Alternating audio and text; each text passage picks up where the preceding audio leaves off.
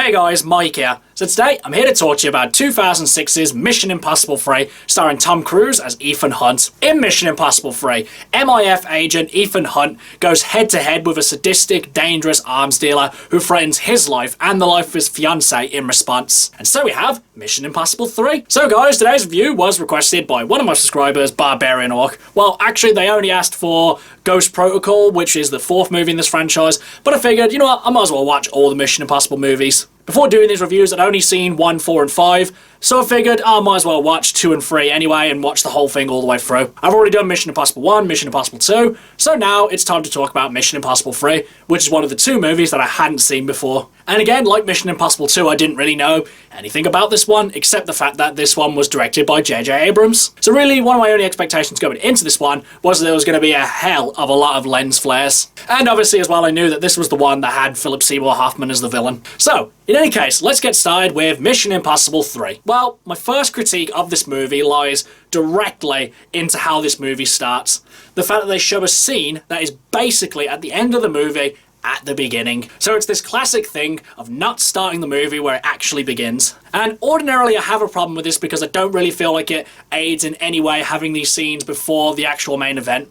But this one really set the standard for me of how much I don't like these scenes. Because really what I feel this scene's trying to do is to put the audience in the same kind of confused state that Ethan's in, which is fine, and I can understand why you would want to do this. But the only problem with this is, other than not starting the movie where it actually begins, is that you don't really feel anything for the characters going on, except obviously for Ethan. Because in this scene, we have a new character played by Michelle Monaghan, who we have no idea who she is. We don't know whether she's another agent, we don't know if she's a love interest, so really we don't really know what to feel for her. And I did a little bit of research, and I think this role was supposed to actually go to Thandie Newton. I think she was actually supposed to come back and reprise her role and fill in this spot, but I don't know if it was family issues, whether the fact she didn't want to do the other movies, that was the reason that she didn't want to come back. So instead, we've got a brand new character, and like I said, the problem with having this character is we don't know who she is, so we don't know what to feel for her. And then as well, you got Philip Seymour Hoffman there, who I will say in this scene does a good job of setting himself apart from the other villains in these movies. Because for the longest time during this scene, he has no response to anything that's going on. He basically just asks Ethan for what he wants, and then he starts a countdown, just not moving a muscle, and Ethan's doing everything in his power to try and threaten this guy, persuade this guy, and he just keeps counting down until as he gets towards the end, where he just lets out the beast and screams at him. Which honestly I really feel kind of took away from this guy a little bit, because really, shouting in these kind of scenes shows you're losing control. And I feel that if Philip Seymour Hoffman actually just kept the same kind of cool demeanor throughout the whole scene up until he got to 0 and shot the gun, I really felt that would have been more, captivating and more menacing. But it's the actor's decision and whatnot. But I would say the biggest problem with the scene is the fact that having it here changes nothing. And if anything, it becomes super distracting throughout the whole film. Because obviously, you know these characters are going to get to where they're going to get. You know that Ethan's going to survive the whole movie. You know that his love interest is going to survive the whole movie and get up to this point. You know the villain is going to survive and get up to this point. So really, the movie loses all of its stakes, all of its suspense. I mean, obviously you know that Ethan's not going to die because he's the main character, and the villain, obviously, has got to kind of last the whole movie in order to create an obstacle for the protagonist. But obviously, like I said, this scene was supposed to create a layer of confusion.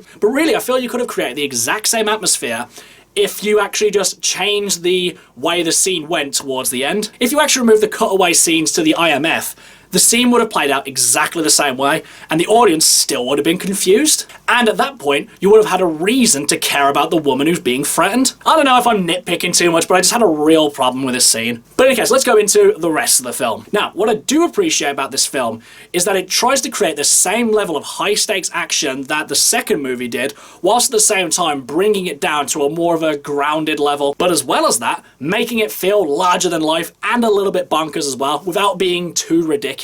And I feel this movie does that brilliantly. Not all of the action is very clear-cut, but the ones that do stand out are definitely impressive. But I do feel the reason that some of them don't stand out and look a bit shoddy is because of, well, basically J.J. Abrams and his lens flares. Obviously, anyone who knows J.J. Abrams knows that he loves his lens flares. Not all of his movies are so bombarded by it, But really, the ones that are obviously the Star Trek movies, which just can't go 5 seconds without having a lens flare go bleh in your face. And I feel that this movie kind of finds a middle ground, because at this point in his career, I don't know if J.J. Abrams was that much of an established director, so I don't know if he'd really want to kind of bombard the audience in this way. And you definitely know that it is J.J. Abrams directing this movie, because he finds every opportunity he can to put a lens flare wherever he can. And again, Tom Cruise is just great in this movie. He never wavers for 1 second. But what I really like about this film is that it puts personal stakes for him. I mean, in the first movie, he loses his whole entire team within the first 15 minutes of the movie, which is devastating for the character. But really, since as you haven't had any time to kind of get to know those people, you don't really feel the devastation behind it. Tom Cruise can do everything in his power to sell it, but it's just not really going to translate that well. Whereas in this movie, you really feel the connection between him and his love interest, and that whenever she's in danger, you really feel the desperation in Tom Cruise's performance. And Michelle Monaghan is really good in this film. However, I do feel it would have been better if Tandy Newton had come back and reprised the role, because I do feel this is one of the things that really kind of makes this movie feel very disconnected from the second movie. And I would say that the first 3 movies do feel very disconnected. The fact of the length of time, the fact that hardly any of the characters actually come back, the fact that they are directed in such drastically different ways, it kind of makes it feel like you're not really watching one connected story and rather just 3 episodes in a long series. Which can work, but when you really want to be invested in a character's story, this can kind of hurt it. Now, obviously, I've already touched on Philip Seymour Hoffman, but I would say that he is a really good villain. But I do find that the reason he stands out is not necessarily because of his performance, it's more the fact of the man who's playing him, which I feel is kind of the same thing with Henry Cavill in Mission Impossible 6. What the two characters really have in common is the fact they have a good actor playing them, and they have 1 or 2 scenes where they kind of stand out.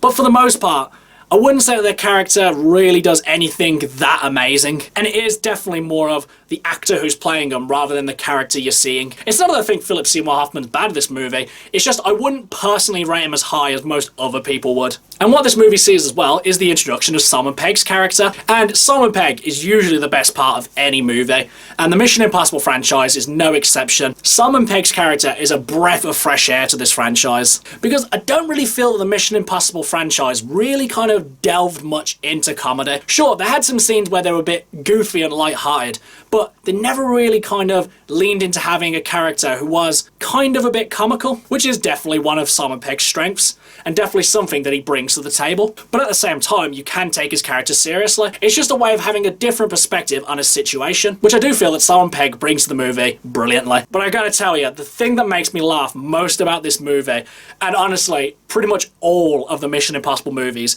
is seeing Tom Cruise run. Family Guy has really ruined this character for me, because basically in the episode where they have Tiny Tom Cruise, Stewie mentions having someone save him with a pumpy-armed run, and then you see Tiny Tom Cruise running in, like, you know, pumping his arms and everything like that. And then when you watch the movies, seeing him do his little pumpy-arm run, oh, I just could not stop laughing. I mean, these scenes are supposed to be really intense and thrilling and have you on the edge of your seat, but honestly, I just could not stop laughing. It's not really Tom Cruise's fault, it's just something I found personally funny. And as well, like the first movie, I do appreciate the twists and turns that they do try and have in the story. And I will admit, I did get duped by one of them, because I did think it was going a certain way, but then it revealed it was actually going a different way, which I do have to give the movie props for. Overall, guys, Mission Impossible 3 is definitely a bit of a mixed bag for me. While I do enjoy the performances, the action, the story, there were 1 or 2 things which I did feel bogged the movie down a little bit. One of which obviously being the way the movie starts, which may be a minor thing, but for me, it really affected the whole flow of the movie. And it was just something I just really couldn't get over. But do I think you guys should watch this one?